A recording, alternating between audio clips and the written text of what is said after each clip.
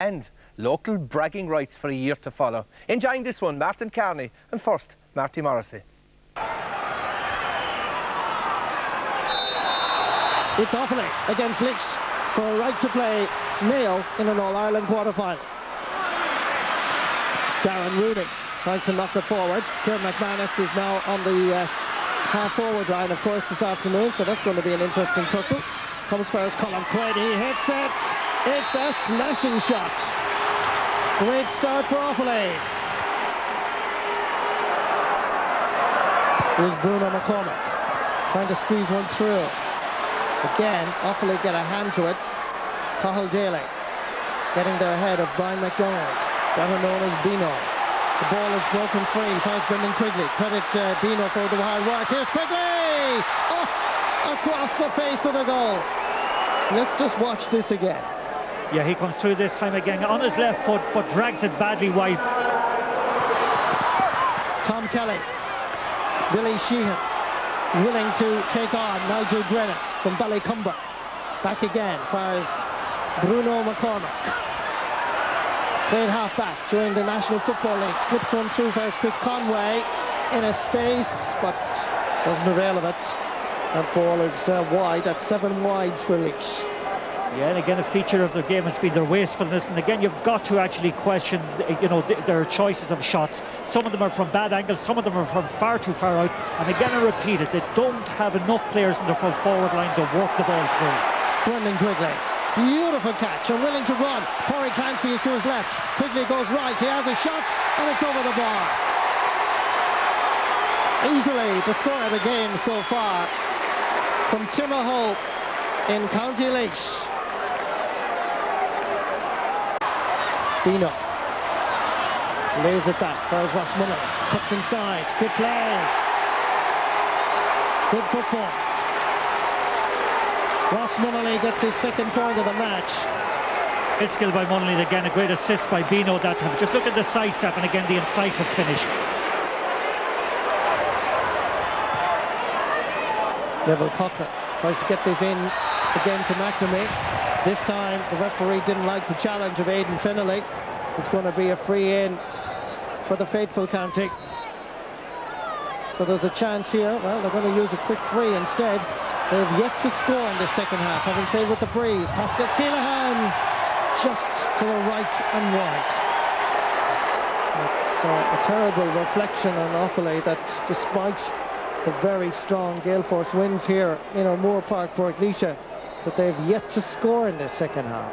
7 points to 3. Yeah, but they're not even threatening it, and that's the worrying thing from an Offaly point of view. McManus gathers in the middle of the field, held by Porry Clancy, free for Offaly. Getting behind the ball is the strategy, as Kieran McManus hits it and puts it over the bar. It took 24 minutes and about 22 seconds for that to happen. It's Offaly's first point in the second half. And Offaly produce a goal. Still plenty of time. Tom Kelly goes forward. Lays it back for his Monolay. Porry Clancy is inside. There's a goal chance. Laois are on the way to the All-Ireland quarter-final against Mayo. Book your ticket. A defence-splitting move involving several Laois players, ending with the man who was returned. Here was Ross Munnelly, here was Kelly, here was Clancy, and here was the back of the Offaly net. Giving it long once more. They have an extra man back there. It's 2 against 1. Fine catch by Niall McNamee. Pass inside to John Reynolds is not a good one, and again, it's the diminutive Joe Higgins. His anticipation, his reading of the game is quite superb. Ian Fitzgerald looking around, 2 against 2 in front of him. Looking for it is Ross Munnelly, turning and sending it over the bar. Not alone are the tickets booked, but indeed the bus is booked at this stage. They're heading to Croke Park. Shane Sullivan. Not a great ball for Kieran McManus. It works out okay. Back around the middle of the field now as Offaly try to reorganise. Goes for the long ball once more. Little or no option. Niall McNamee, still a class act. Three Laois players behind him, beside him, comes back off the post. Nothing going right for Offaly. Joe Higgins. Fires Pádraig Clancy. And Laois have certainly found a midfield combination that could well be quite formidable as the championship now progresses into the final 8. Brendan Quigley and Pádraig Clancy are quite a pair. Huge men who can play football and certainly have a level of skill that you don't associate normally in terms of Gaelic football with fellas who are 6'5½". Yeah, and again, they'll have a fantastic contest against the likes of Ronan McGarty and Pat Hart the next day, who played very well for Mayo in the Connacht final. Laois playing out time now as we're into injury time here in Port Laois. Mick O'Dwyer still guiding from the sideline as Laois retain possession, tries from a difficult enough angle, and the umpires agree that that is over the bar. That's a very good score by Chris Conway, dispersed from play from a very difficult angle, and his third overall. Kim McManus always gives his heart, wanted the free to be taken, but in fairness, Joe McQuillan is right, the referee has to be taken from where the foul was committed. Kieran McManus going for height again, dropping it in. And again, Brendan Quigley has taken up almost full back, drops the ball this time, and Fergal Byrne is there. The referee blows the full-time whistle. It's a very impressive performance by Laois. At times in the first half, you'd think they were kicking the ball away. In total, they had 14 wides. But certainly when they went in at half-time, you felt 2 points wasn't enough, considering that Fergal Byrne had missed a penalty by driving it, blazing it over the crossbar. But Laois... The usual post-mortems around the county, but, you know, club championship moves on. That's the heart of football, so, you know, my club has a chance of winning something that every club feels they have a chance of winning, so, you know, you have to give them 100% now for the next few weeks, and you can't be moping around, so, you know, I look forward to that, but yeah, it's a disappointment, really. John, not for the first time in my life I'm confused yet again. Colm O'Rourke described this game as a poor quality football with a lot of elementary mistakes, and the great Mick described it as being a great game of football. Which one was? Derby. It's like a Mayo Galway, it's like a Cork Kerry. There's a lot of local rivalry there. I mean, the border, Port Arlington, there's half of Port Arlington is in Offaly and half is in Laois.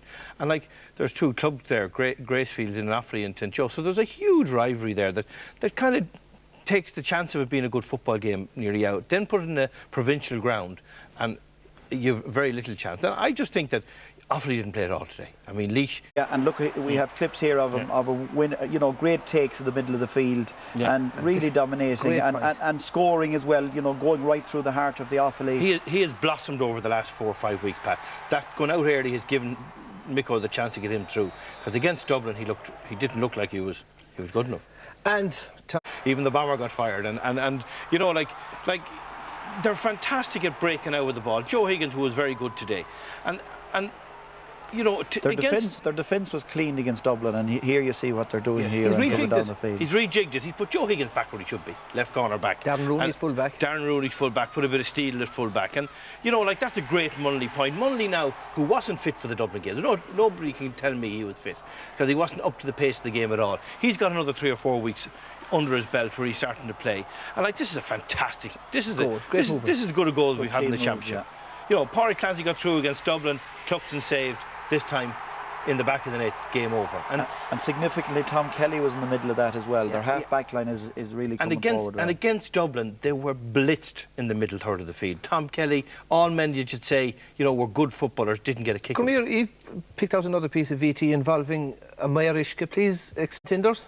Well, certainly Brendan Quigley was a major contributor to the game today.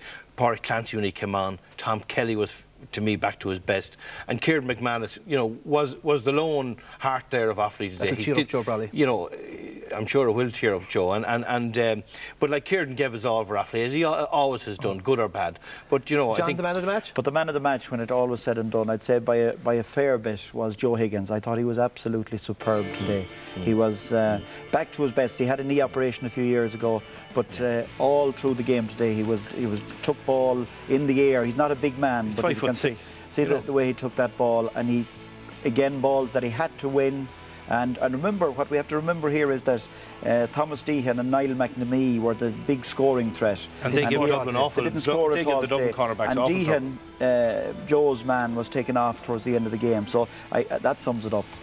Well, after the match, Joe Higgins spoke to our man, Con Murphy. Well, a really fantastic performance from Joe Higgins means he's the RTE Bank of Ireland man of the match. Joe, congratulations. Great performance by you and the team. Yeah, I suppose it was a great team performance, you know. There's never too much between ourselves and Offaly, but we got some lucky breaks, you know, and we got there in the end. Just good team performance. To keep their full forward line scoreless was a fine achievement.